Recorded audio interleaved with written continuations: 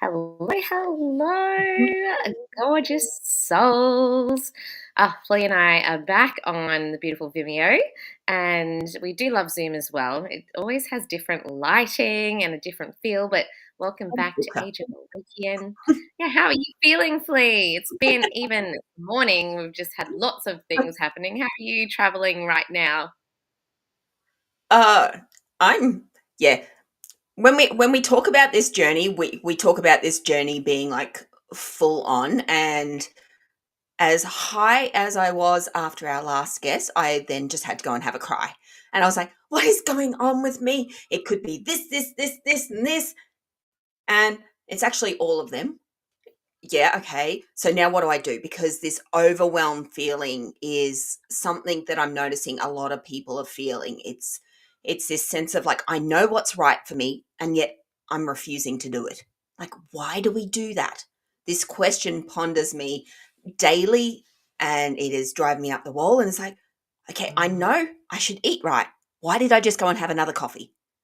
Like, I could have gone and made something healthy, but no, I went with the other coffee. Why? I just wanted something warm and I didn't want to cook. And I had the coffee. The coffee then makes me feel irritated because I'm then thirsty and dehydrated and I didn't actually have any food. But I still did it. And I do this daily. And I feel this is something that most people find themselves in this challenge of, I know it's not good for me, but I'm still going to pick it. Like, why? Mm, Ugh, frustration. yeah. So yeah, that was my morning. Oh gosh. And it's this piece around like these habits and these repeated patterns that we were talking about in another chat. And even in my own relationships, noticing the patterns, the behaviors, also the energetic shifting of choosing differently, and also balancing the pleasure centers because, like, I love chocolate, I just have to have it.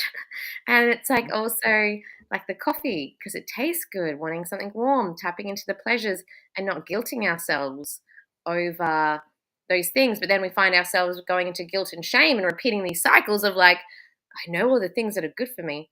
Anyway, this might be a theme, for many people And that of are course, the listening. mental conflict card.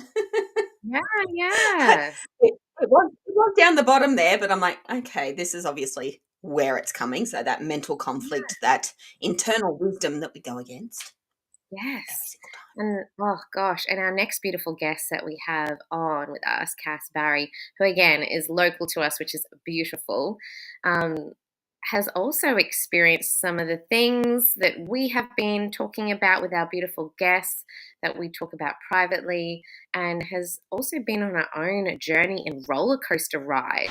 And so, Cass, she is a beautiful soul therapist and energetic specialist. And she is so big and bold and brave and beautiful. And I just love her energy and vibe. And I met her through another event earlier in the year. And I just noticed her pop of green hair and the big pink bright colors. I'm like, oh, she looks cool. And I remember one of the things, she's like, Marie, we need more of these events out here. And then, I'm like, Lee, we're going to do our next summit and do these things and create not only community impact, but global impact as well. But Cass, in her roller coaster ride, has had these beautiful pieces of resilience and revival coming through in her own journey, diving headfirst into personal development after loss, and has traversed the world of holistic healing and all things spiritual, turning tragedy into triumph. And interestingly, we spoke about grief and loss and stepping into our greatness and that triumph. And I'm glad that these threads get to be woven again. So, welcome, Cass. How are Hello, you today? hello. Thanks for having me, ladies. Such a pleasure. And I love that Flea, you had the mental card come up and noticing where we get And the heartache and loss. the heartache The and two. loss. Heartache and loss was in there as well. So that, yeah. Yeah.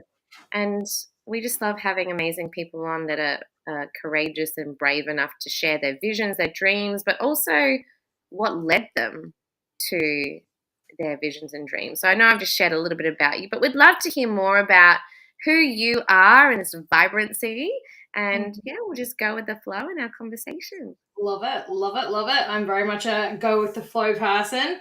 I'm the kind of person that'll write her presentation the hour before she's about to go on stage. Winging it is the story of my life. So yeah, as you mentioned, I am a soul therapist and an energetic specialist.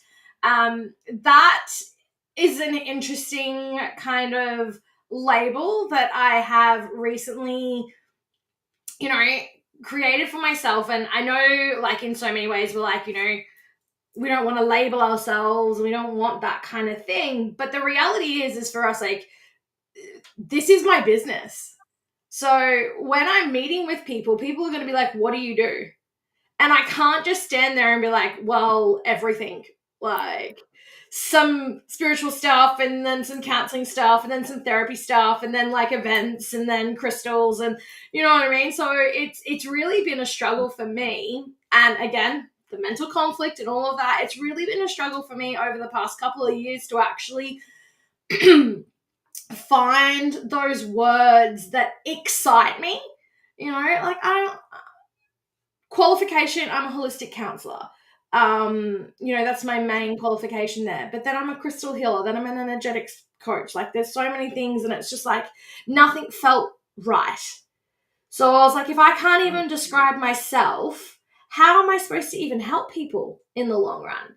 So again, it comes back to that mental conflict. But I feel so fulfilled in myself now, having essentially that label. So that is what I do now. I was a hairdresser for 20 years. You can kind of generally get that vibe with my change of hair all the time. But I fell into this realm. I was thrown into it. So in 2015, I was 30 weeks pregnant with our son, Franklin, and my husband, Glenn, who is 26, passed in his sleep. So for me, for all of humanity, death is a very big catalyst. And for me, that is what really threw me, dumped me, kicked me off the edge into this realm that we're in now. Then the day that my son Franklin was born, my uncle was actually found passed in his sleep. So within the space of a really short period of time, loss was thrust upon my family. And the next sign that spirituality and holistic wellness and all of that was meant to be for me was my dad went down to my uncle's house and began to clear it out. And he rings me. And this is such like a dad generation thing, like my dad's generation thing to do. He's like, Uncle Douglas's house is full of all these rocks and shit. I'm like, crystals? He's like, yeah. And then there's all these boxes of them smelly sticks. And he's got the cards with, like, swords and stuff on them. I'm like, so tarot cards and incense. I was like, what? And my uncle was the principal of an all-boys Catholic school. So we're just like, what? Like, we knew Uncle Douglas, like, he was, like, an extremely fabulous, flamboyant human. Like, love him. He was a ceramic painter and ran ceramic painting classes and all this kind of stuff. We knew that artsy side of him. But then this spiritual side, he did tarot card readings. He worked with crystals. It's like, what? Like, we didn't know any of this. And so when Dad brought all those crystals back, I just remember holding them and I'm just like, I know what these are. I know what these are for. And at the time, I just had a baby, so I was basically just a friggin' milk bar and stuck on the couch for majority of the day.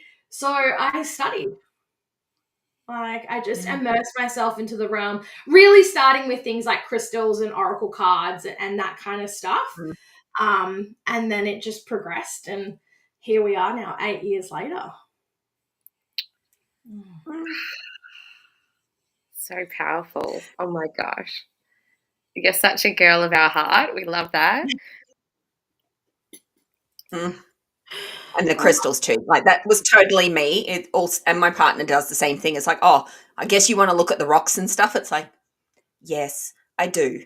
I really do, because they just have so much more to them. Like, even to the point, like, I go into schools and everything now, and I take my pendulum with me, and I just stick it in my pocket, and it's just that beautiful way. I'm like, this is how I can bring part of me into this world that I'm not meant to be in anymore.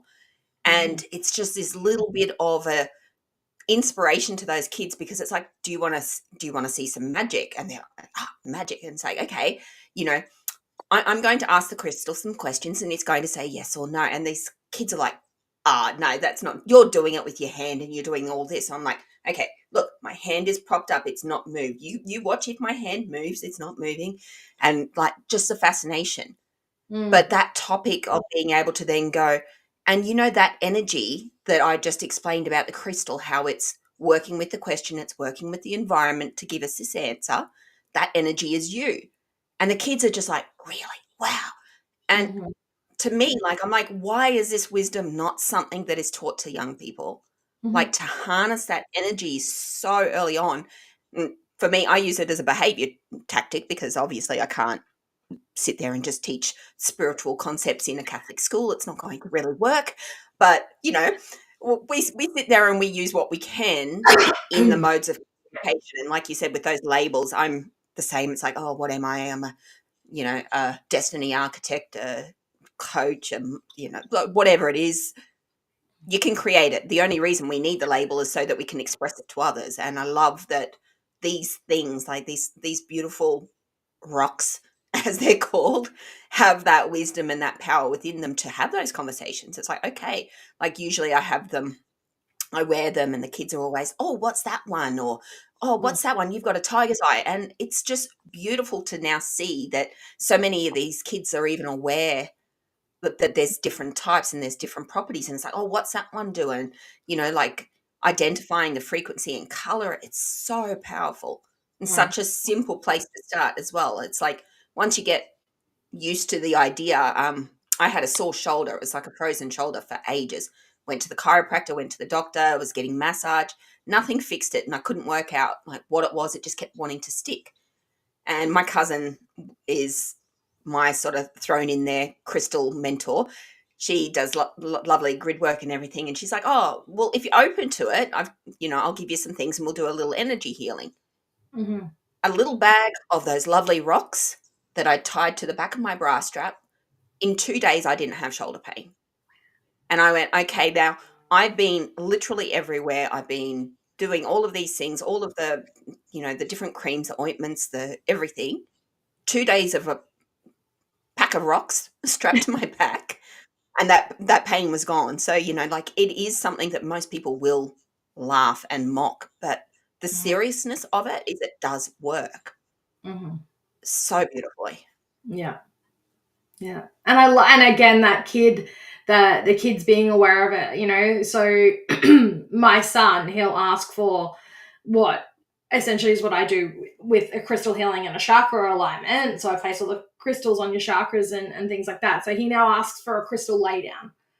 So he's like, I need a crystal lay down, mummy. And it's great because, like, he knows within himself he's feeling something, and he knows if he has that experience that it will help what he's feeling. And, like, that's a really powerful tool to be able to give our children in this day and age, is emotional intelligence, emotional awareness, understanding their energy.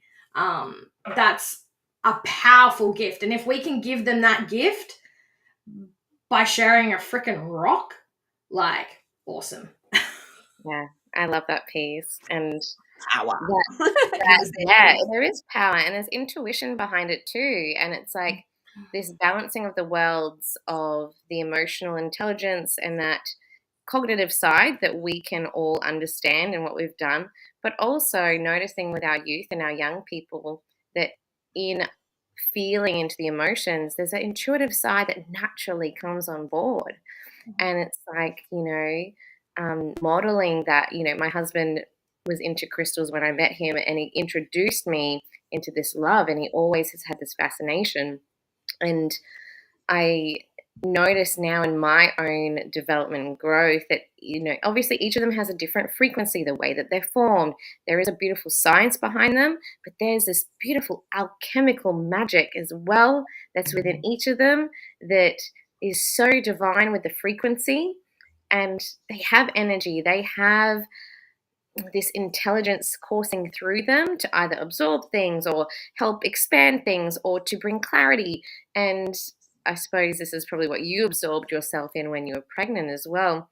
But taking in, well, what is it that each type of thing can do? And naturally, we're drawn to different things. This one here I bought before, so it's a labradorite one. I bought before I went on my first women's retreat, and it really grounded and anchored in. And then, I've got my sapphires in my ears as earrings, and I like change and shift to how I'm feeling.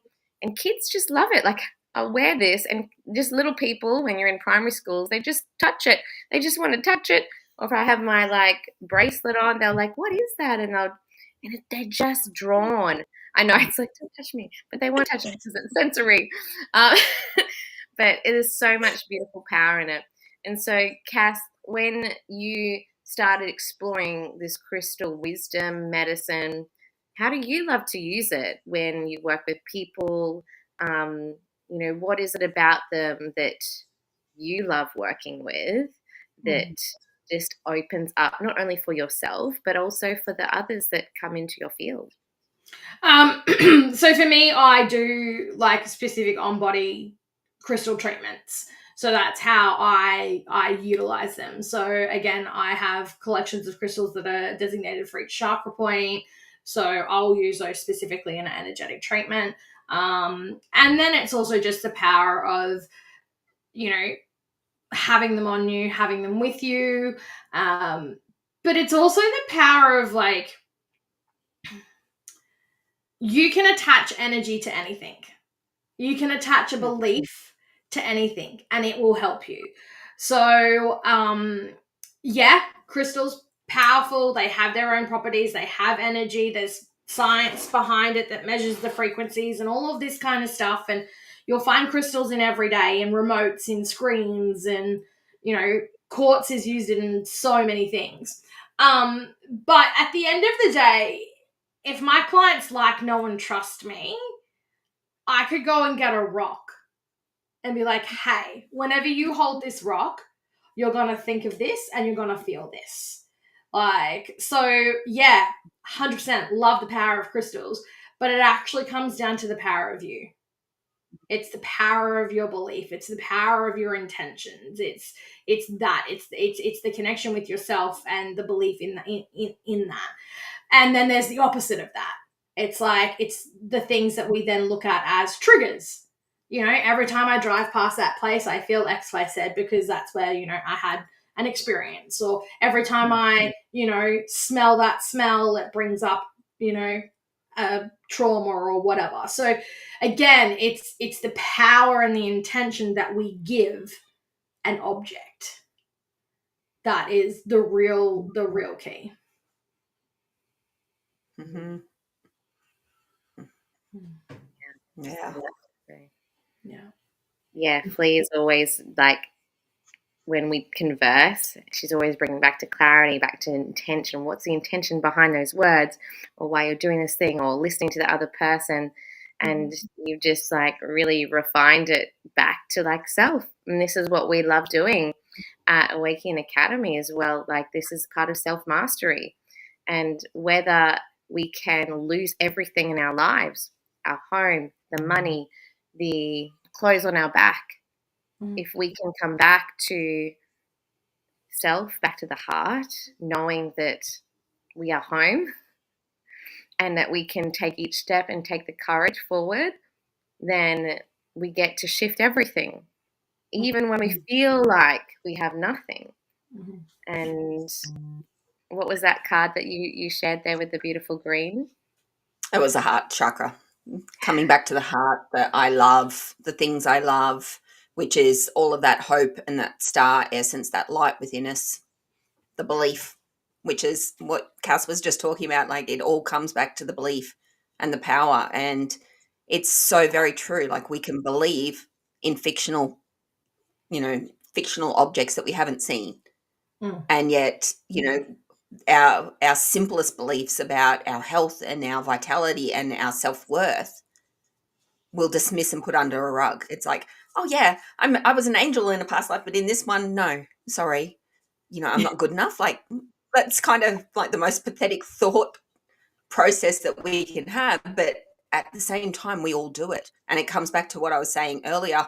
Is I want to eat right. I know the benefits within me. Like, I've been on health kicks and health journeys, and I know what my body feels like when I'm in that state. And yet here I am making these bad choices, like that part of the brain that is a belief that, oh, I'm weak, I'm not going to achieve anything. Like, that's there, even if you're not fully conscious of it. It's like, in those habits, it's like, why did I go get the coffee?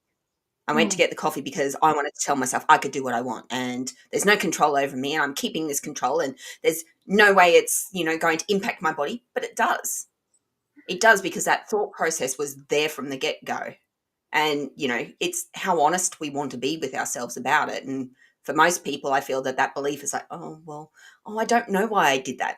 The minute you say that, you can actually probably come up with at least 5 reasons why. Like, we say that quite often. Oh, I don't know, maybe. And it's like, actually, we do know. You just have to hone in and say, well, what do I know? I do know that I'm in a state of fear and panic, and that my cortisol levels are quite high. My hormones are imbalanced, and therefore I'm making poor choices. I know that within me. So therefore I can stop that shame and guilt pattern, because that's then what leads to the next one. Because right now, if I was to sit here and if I didn't tell anybody, like, it's easy to hide. I used to be one of those people that, because I was anorexic bulimic for so long, whenever I would have something sweet like the chocolate, it would always be in the car where I could quickly get rid of the evidence and nobody ever knew. And I had it in my brain that because that evidence was not there and nobody saw it, it didn't happen. And the thing is, your body knows it does. That's that energetic frequency that Cass was talking about. It's like it holds score, and it's going, oh, you did that again. Oh, you did that again. It knows. And it's going to come back and it's going to hit you like a natural disaster within yourself. And that's that belief pattern, and why it's always coming back to the heart of what you actually do know to be true for you. Yeah, beautiful insight. I love where this is going. And it's like noticing these patterns and then regulating your nervous system, right? Through the breath, through the body, to then make those choices to go, well, you know what? I'm going to go eat some fruit instead, but allowing yourself that time to sit, breathe, and go, okay, pause for a second. Can I make a different choice? And sometimes we as humans, we just like to move so fast and quickly to go to the next thing because we're in such that heavy masculine society of go, go, go, we've got to do this. We're still in like this survival mode, that this bigger pattern that we as humans are also trying to break free from in order to liberate, to bring that abundance. And we've got the tools. And I know Cass and I, we were talking about these pieces last week as well, of like bringing in that sense of freedom and liberation, but also feeling the depths of the hardship as well, and still trusting.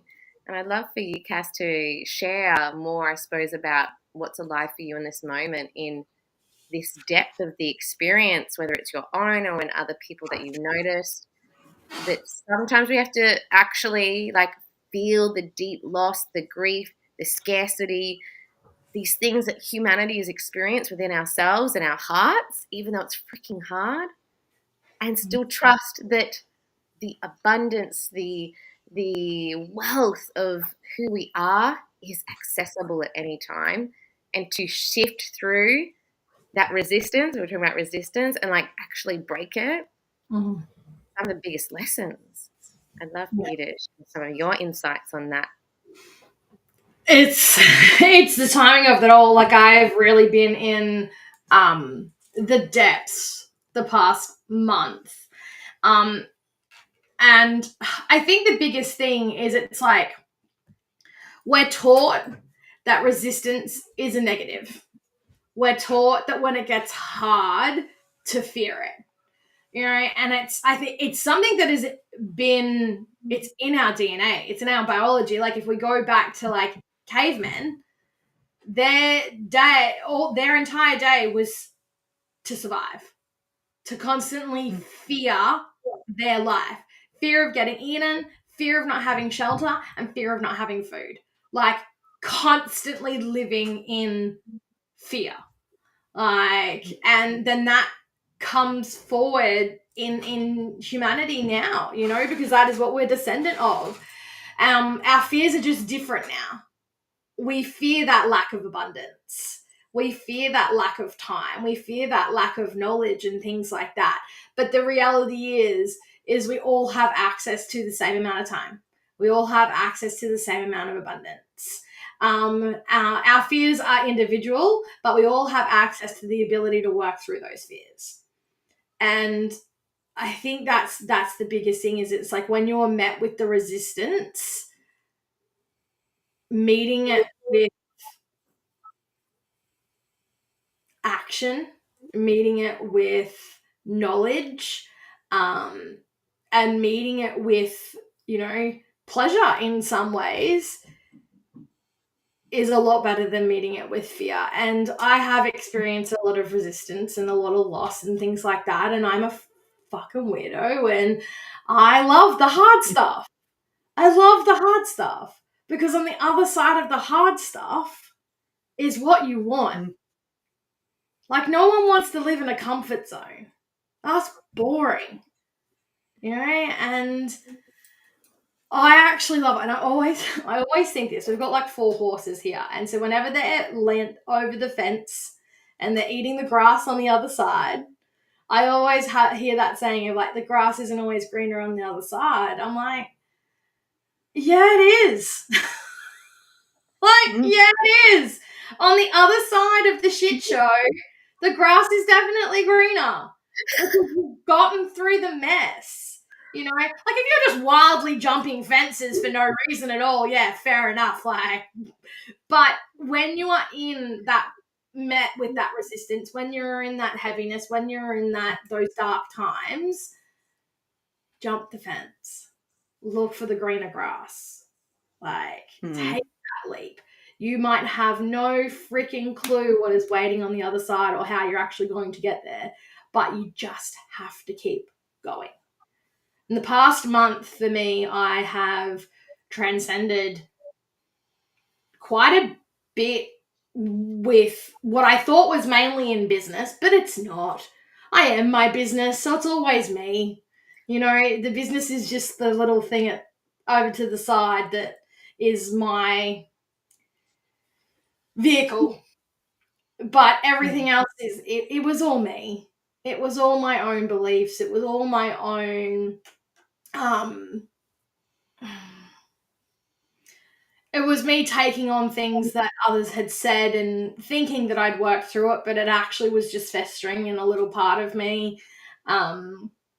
It was me listening to society. It was just me going external rather than internal.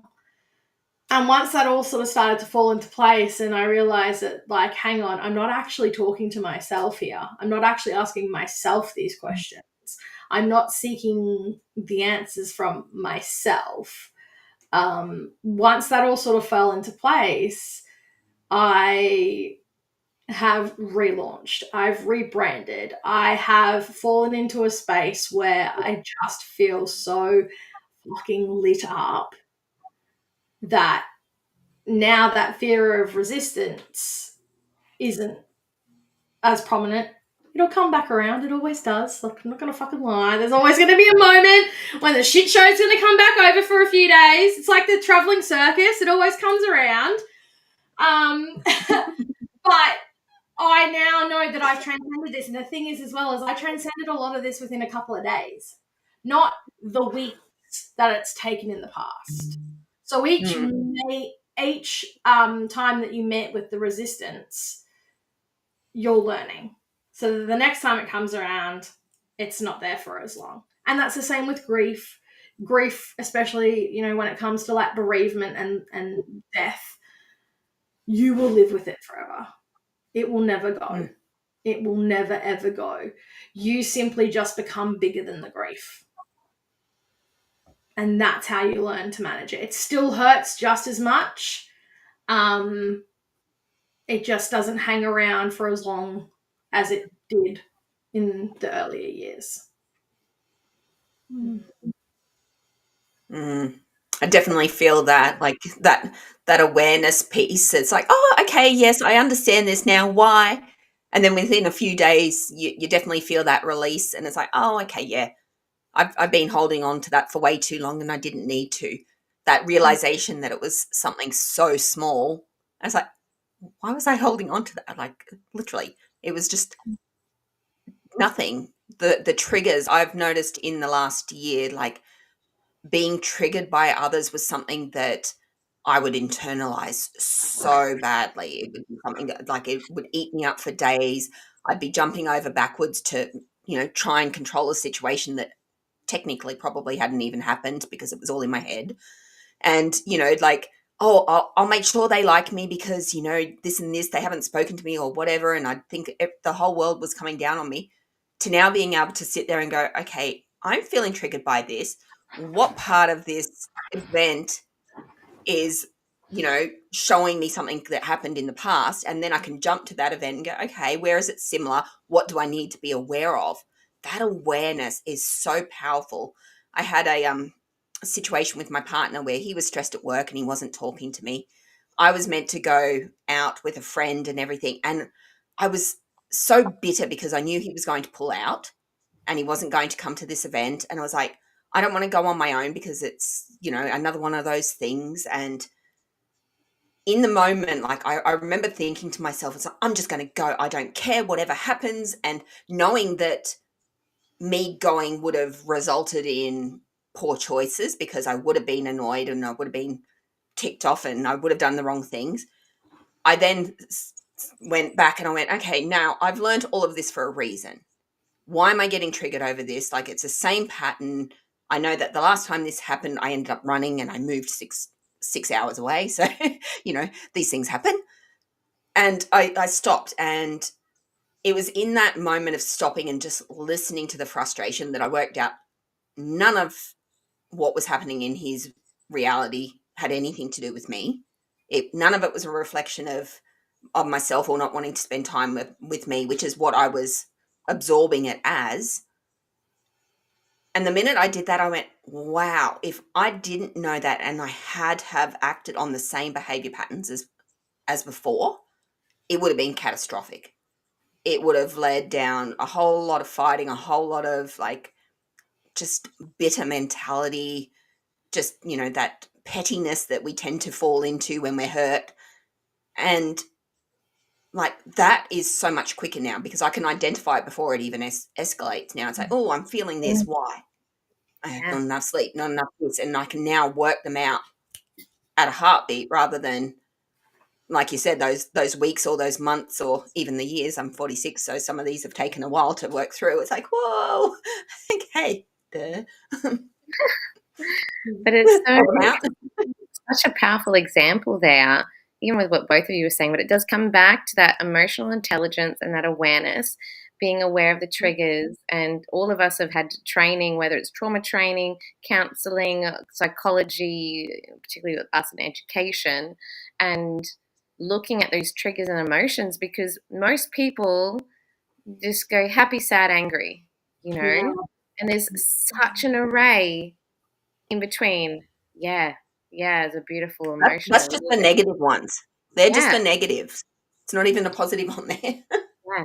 But being able to identify them, as you both said, and to be able to sit with that and to discern, I think it needs to be taught more, needs to be shared more, not only with just adults who then get to, if they have children, share that with their children, but for our kids, our teens, to understand what they're going through, whether, it's family things or these big roller coaster emotions, and being able to start with the body, with the emotions first, because as we know, spirit has so much wisdom that then gets to exude through the emotional body, the physical body, for us to then tap into.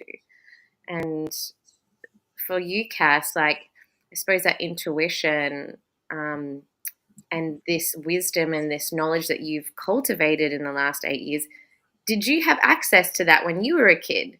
Thinking back to when you were growing up, was this anything that, you were aware of, I suppose, or is it something that just more so happened after that catalyst, with your beautiful husband that passed? Or was there some things when you were younger that were like, I think for me, when I was younger, which I feel like majority of my generation, like, was more like the witchy vibes. Like, it was more that kind of like connection to magic, essentially, was where I was playing. Like, come on, who doesn't miss that like 90s bed set? Like I had the wallpaper and everything. Like, my mum was the queen of like decking out the room. And like, the thing is like, I had, that was more, I guess, my connection to magic, which we now know is source, is spirit, is soul, is God, divine, whatever you fucking want to call it.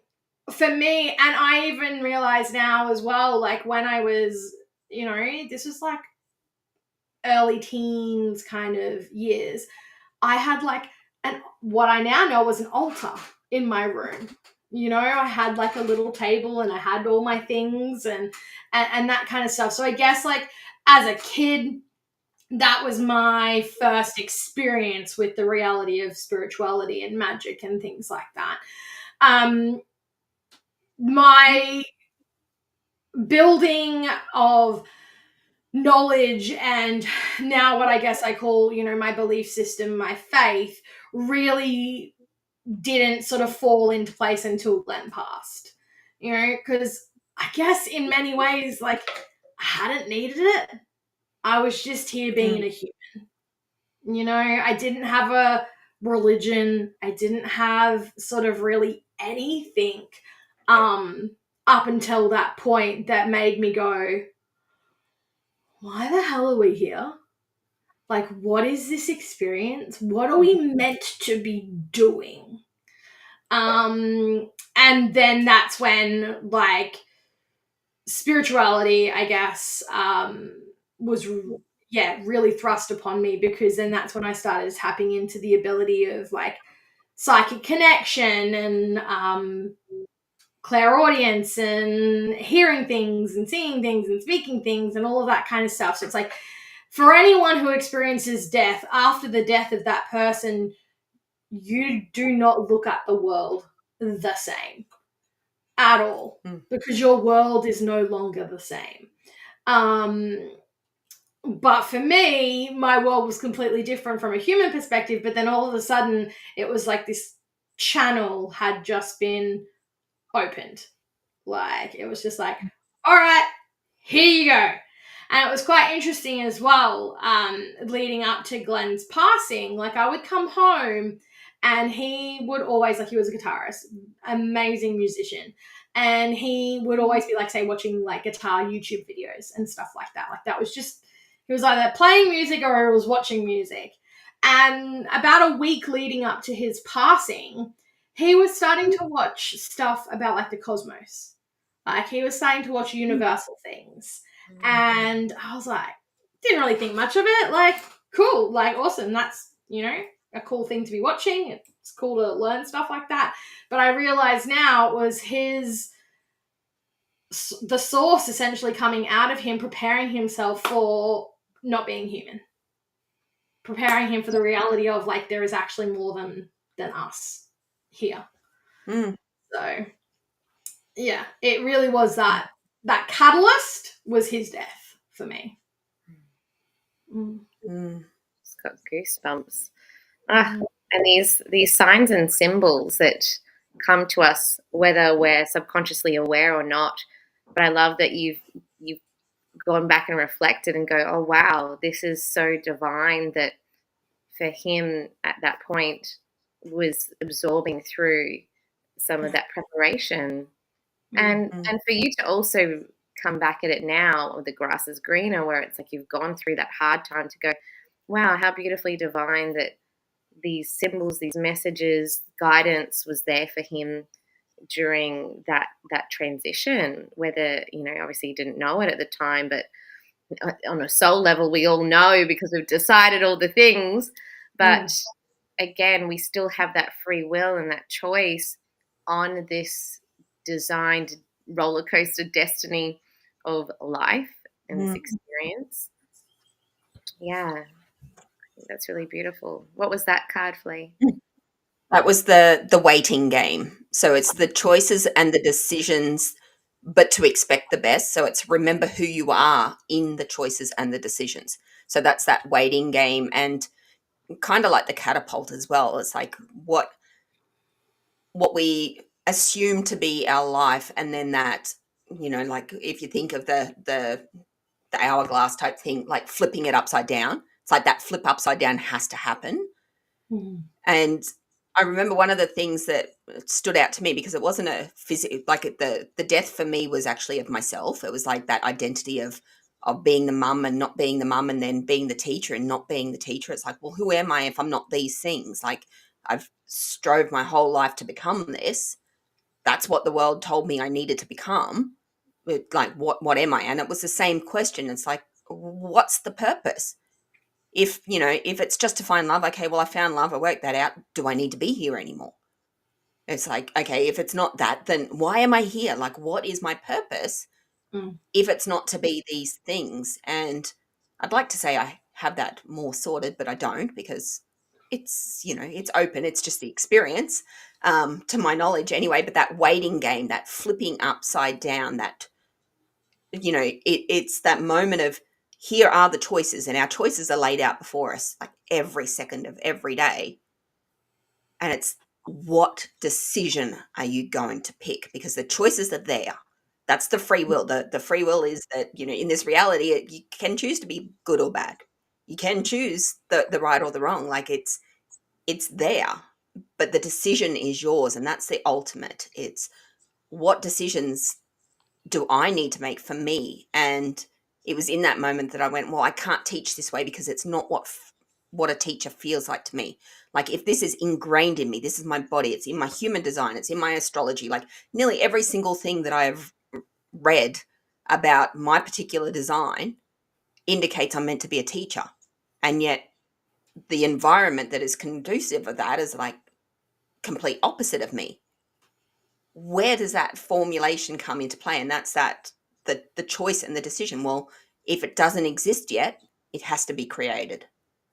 And that's that potential of that foundation, and the achievements that happen when we actually just allow that exchange to happen. It's like, it's not the choice, it's the decision I get to make.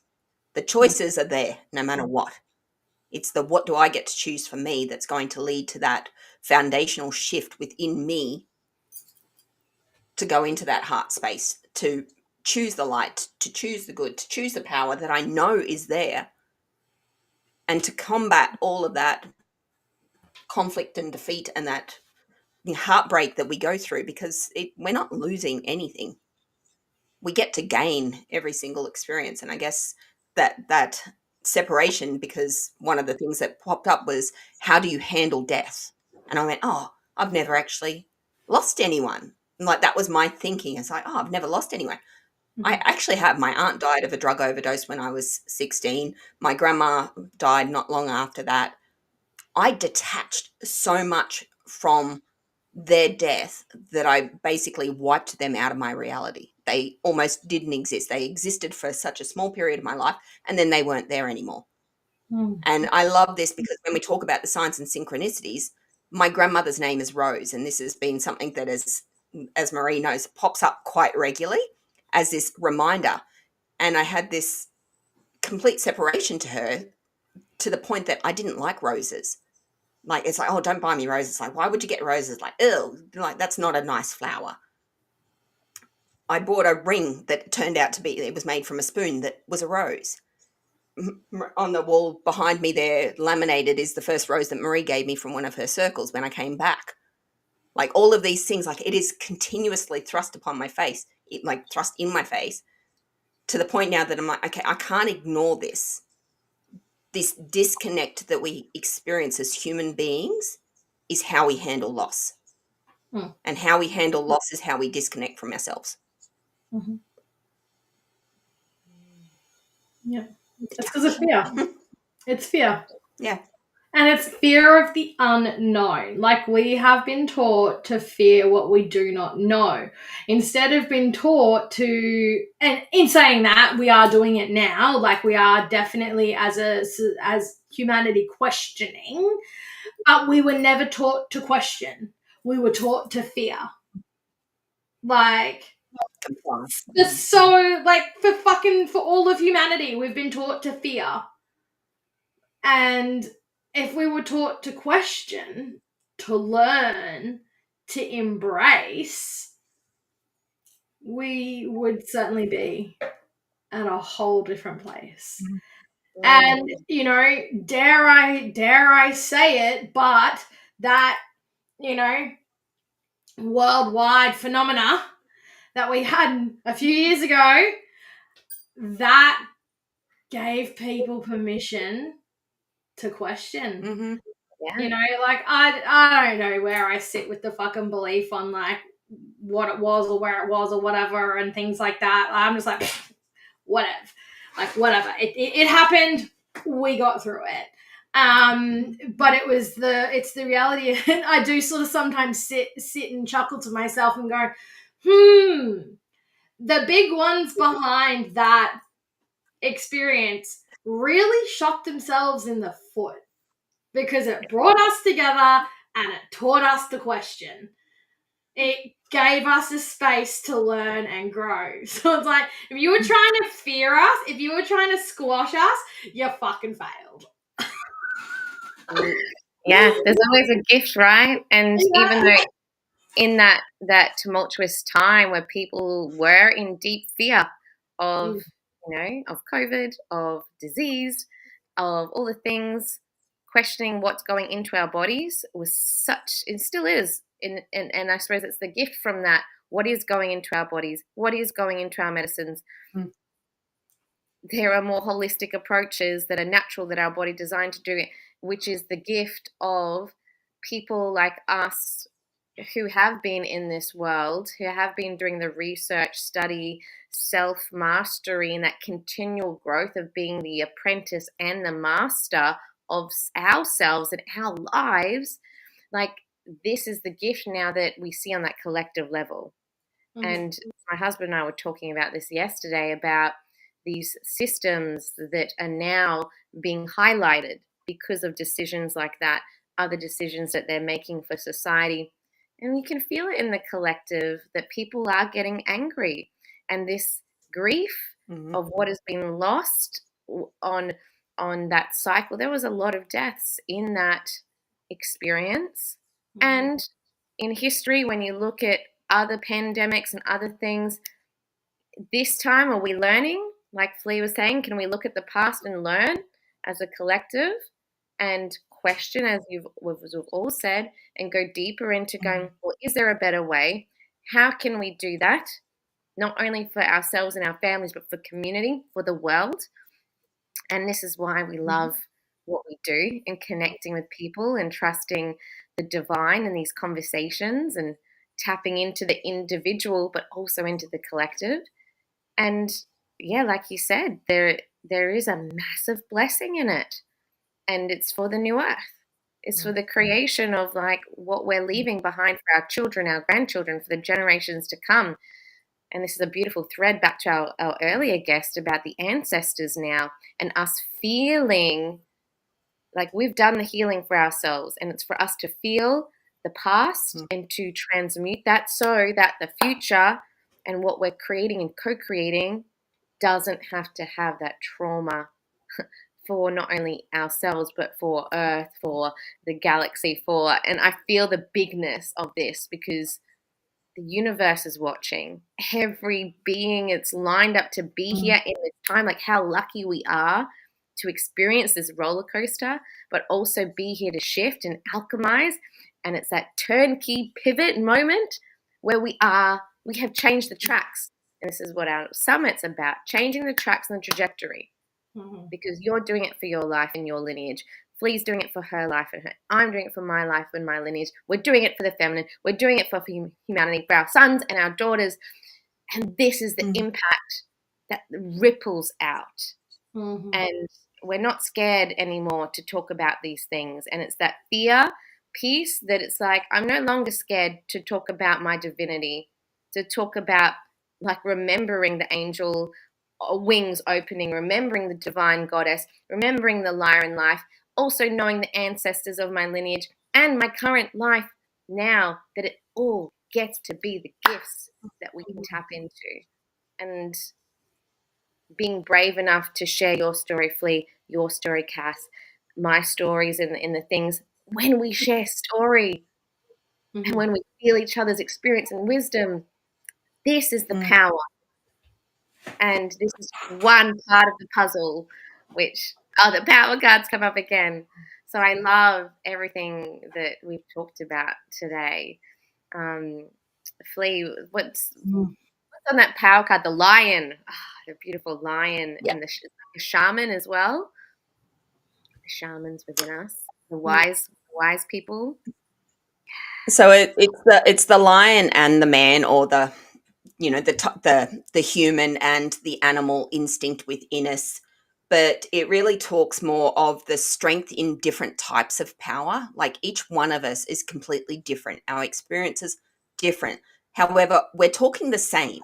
We are, like, our language may change and we may use different expressions, but it's all the same. Like, when we look at religion and we look at science and medicine, like, it's all the same. It's just a different language. It's the how do we learn more about ourselves so that we can live in harmony with others. And that's the harmony, the balance of the two. So the instinct, the animalistic nature of survival and the human expression and emotion that comes together in these obstacles. And before we came on here, I had this beautiful download that was lost. It just went into the ether, wasn't meant to be shared. But part of the expression that I was sharing with Marie was this idea that why do we have to come to these cataclysmic events before we make that change? Like, right now we're having this conversation. We've already had that one disaster that awakened so many people into this awareness of there's more to life. There is actually purpose here. There is actually a connection here. Do we really want to wait for the next one? An extreme world war, or some alien invasion. Like, we all know these things can happen, but do we need the world to step in and send a media for us to actually make these changes? Because that's what will happen. It's a cycle. If we don't learn our lessons of the past, which we keep, like, it's thrust upon us daily, this past experience that we're all, avoid in this fear of what has happened. Yet the power of that wisdom, the power of that knowledge and the strength of all of that hardship is that we can make the difference now. We have the tech, we have the ability, we have the knowledge and the wisdom. We just need to come together and stop fighting each other. We want the same thing. Like, you want to use the word fuck, that's fine, go ahead. You want to use a nice, pretty technical term, yeah, we can do that too. Like, does the expression have to be judged so critically that we're willing to separate ourselves because of the language that's being used? Like, it doesn't matter. Call me a girl, boy, whatever. If like my name is Flea, people don't like that. It's like, oh, you want to be called an insect? It's gross. It's a pest. It's this. Why would you want to be notified by that, or recognized as that? It doesn't matter. Are you talking to me, the human being? Are you addressing me with respect? That's all I care about. Call me Flick, call me Flea, call me Felicity, call me Tom. I don't really care, as long as you're addressing me with respect. That's what we're sharing here. This is our power and the wisdom from all of this hardship, the racism, the wars, the defeat, like everything that has happened is to bring us to this moment so we don't have to experience it again. We can make the change in our awareness, in our behaviors, in our patterns, in our triggers. Know your shadow, love your shadow, so you know that, okay, yeah, if you're going to come at me like this, I'm going to respond like that. I know that well enough. But I also know myself well enough to turn around and go, okay, you're not for me. I can live with the fact of knowing that not every single person is meant to be in my vicinity, because it's like impossible. We don't really have enough time in our days or in our lives to meet everybody on this planet and really truly connect. So in that, just know your people, know your own power and your strength to walk away, because conflict and defeat happens inside the head. And like I said with my partner, none of his issues of that particular time had anything to do with me. And it could have become something that was a whole lot deeper and hurtful. I could have caused more karma for myself had I acted on those emotional responses. So it's a choice. Make your decisions based on you with intention. Powerful. Powerful. Oh, I've loved all the threads, and Cass, your intention to help others is so felt. And if people are listening in and they're like, oh my gosh, I want to work with her, I want to have her speak at my next thing, how can they connect with you? I keep it really simple. Everything is Cass Barry. Everything. Like my Instagram, my Facebook page. Oh, I tell a lie. My website is Cassandra Barry, but like that's all the best places to find me on socials. Cass Barry or Cassandra Barry. I'm always on there. I'm on everything. Everything. If you want to find me on TikTok, if you want to find me on Threads, if you want to find me on Notes, Facebook, Instagram, all of the things, I am there. So that's the best place. And like I really love facilitating workshops and educating, but then I also know just the power of being able to share, a short portion of my story.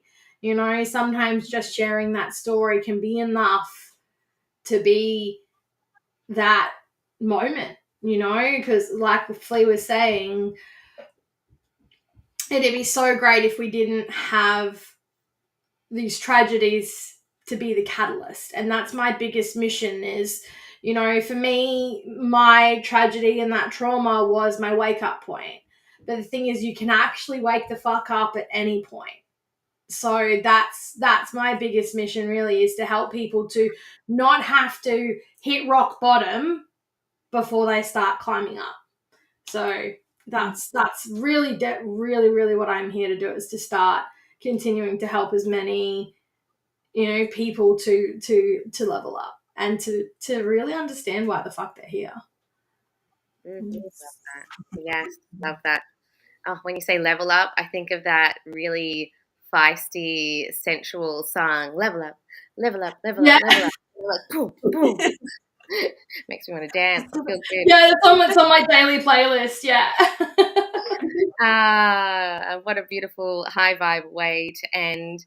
And folks, if you want to level up and you want to come and join our tribe and connect with our amazing past speakers, we've got beautiful facilitators coming to join us in programs that we're creating and co-creating, and also our beautiful event spaces. Come and check us out at www.awæcnianacademy.com, and we look forward to seeing you there. Yay! Thanks, guys. See ya. Bye, guys.